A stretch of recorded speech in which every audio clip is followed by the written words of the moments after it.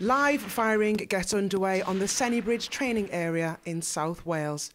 More than 180 soldiers have been working side by side for the first time. This exercise is absolutely fundamental because it's the first steps for our Fortify mission. This is the first time that we've come together and worked because we're now a paired unit.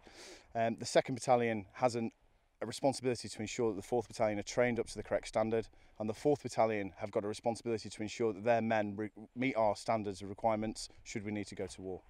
Camouflaged and well hidden behind the trees, the soldiers come into focus.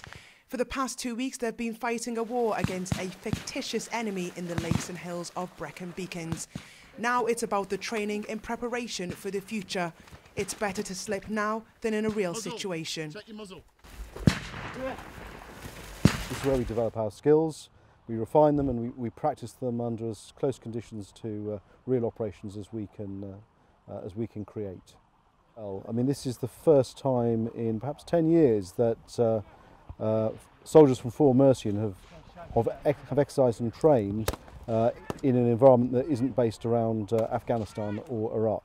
So we're returning back to what we call conventional operations, using conventional tactics and training ourselves to face a range of threats that we would see outside or in the wider world. Okay, take control of your weapons.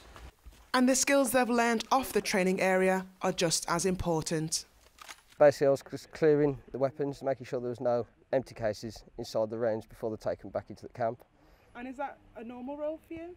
No, that's the first time I've done it. And how did you find it? A bit nerve-wracking, yeah. Definitely more commanding skills I've picked up.